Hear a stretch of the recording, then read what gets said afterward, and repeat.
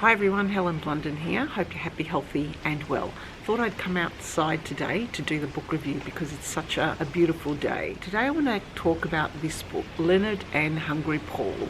What a fascinating title. I must admit it was something that I picked up at the library because the title intrigued me. Who was Hungry Paul? Why is there a fish on the cover? Now this book was written by Ronan Hession. He's an Irish writer and in actual fact he's an Irish musician, and he published this book in 2019. It's his debut novel and I would say it is one of the best books I have read in 2024. Even before I go on and talk about some of the life lessons I got out of this book, I would say just go find it at your library or your bookstore, borrow it or buy it, because it is a brilliant read, because it is different to what you would normally read, whereby all the characters in this book are quite likable. All the characters you want to have as friends. Dare I say it, even though it strikes me as a bit old-fashioned in the sense that it's a time and place of people that we probably knew in our own lives, we don't hear much about anymore because we've become so busy or life has changed.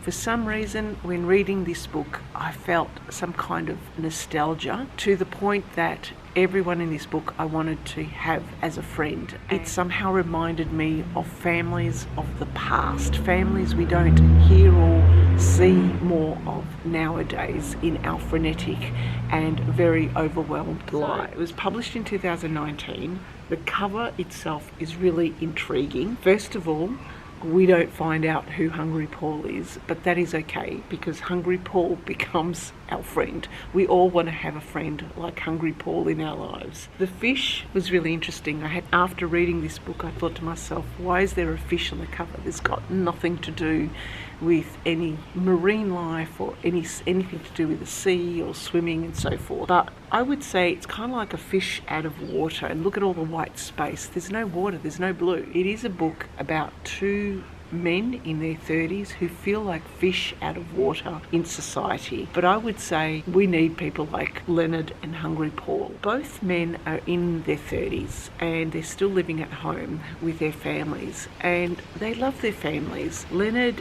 writes for encyclopedias and he's got this very curious childlike attitude about him. He wants to create an encyclopedia where young people can read and get fascinated by the lives of Romans, and he creates these stories and pitches these stories to other people at his work, which is quite amusing. And the people at his work are very much like the people that we see online nowadays, you know, the key influencers, the people who are disruptive and in the know. But Leonard is someone who is just so, I wouldn't say naive, but just so innocent, curious. He's not fast. He will present his ideas knowing that they might get shot down. Now his best friend is Hungry Paul. Hungry Paul lives at home with his parents Helen and Paul and his sister Grace, who is in the throes of preparing for her marriage. So the whole family is all quite excited to help Grace out with her marriage. Leonard Paul strikes me as someone who might be slightly autistic. He's very set in his ways and he quite likes the world that he lives in. He quite likes the way of his life at home is. He works a couple of days a week as a casual postman. Even that, to me, when I was reading his character, I loved how he made things simple. Even though he worked 2 days a week, he had a manner with people whereby he knew exactly what buttons not to push. He was quite set in his ways and he quite liked the way his life turned out. There was an example here where he would go around putting letters out into letterboxes. When someone would greet him, he would say, "Yep, no worries, you know, your real postman will be here in a couple of days, I'm just filling in." Someone else would complain and his only comment was, yep, I'm just filling in, you'll get your other postman in a couple of days, he'll be here. So that made me think, I liked the way and I liked his approach. He didn't let things ruffle his feathers. He knew that there are people around him who are in the throes of high emotions, whether they're angry, whether they're sad, and there's bits in the hospital where he volunteers to help out other women there who have their own issues with their own families and their own health, but he doesn't let things really affect him. Leonard and Hungry Paul are two men who are quite okay with their life. I would say Leonard is of the type of person who realises that he needs to expand his life. In order to grow, he needs to let people in, and he needs to change his own mannerisms, but he does it in a way that is so curious and so childlike, so wonderful.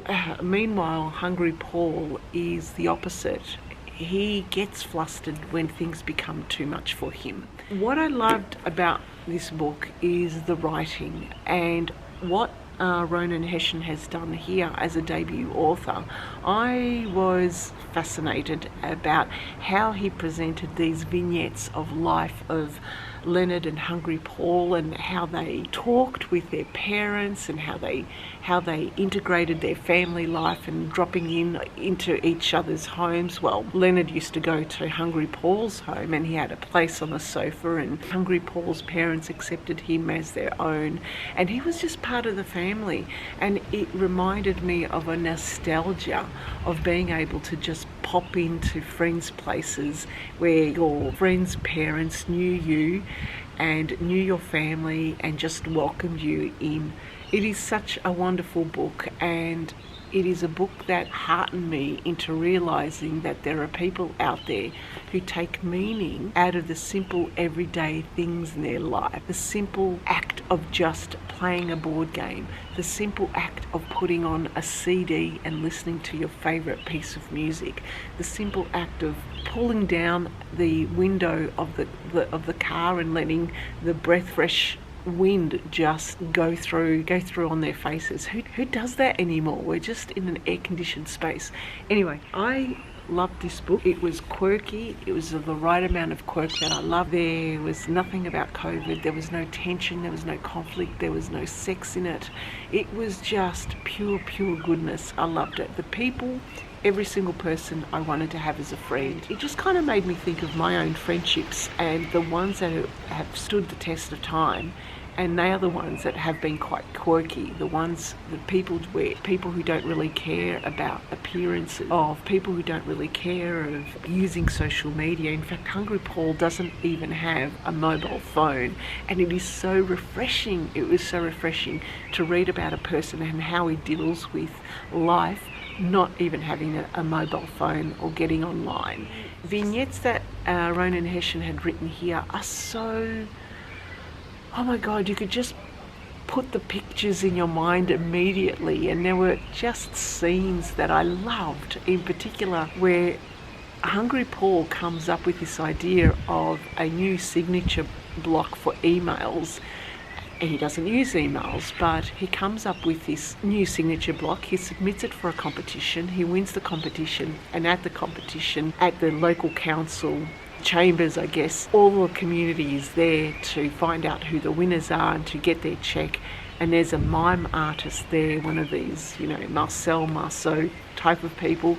And it was just the vignettes of, so there's just some parts that you had to laugh here, of the mime artist miming what was going through Hungry Paul's acceptance speech, where he didn't really accept. He actually froze up on the lectern, and then you had the mime artist there doing the mime.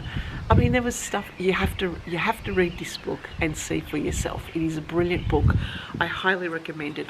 My life lessons out of here was basically take meaning out of the small things in your life. Have strong friendships with people who are quirky, of people who are different, of people who don't follow the mould, of people who don't care what others think. The stark comparison between his colleagues and these people you could see, because we've all been through those work situations with people who are trying to steal your ideas, and what these people do. Just enjoying each other's families, of just enjoying the time where we don't have to run around like a headless chook or be anything other than ourselves. I loved this book. Please go out and seek this book and read it and enjoy it for what it is.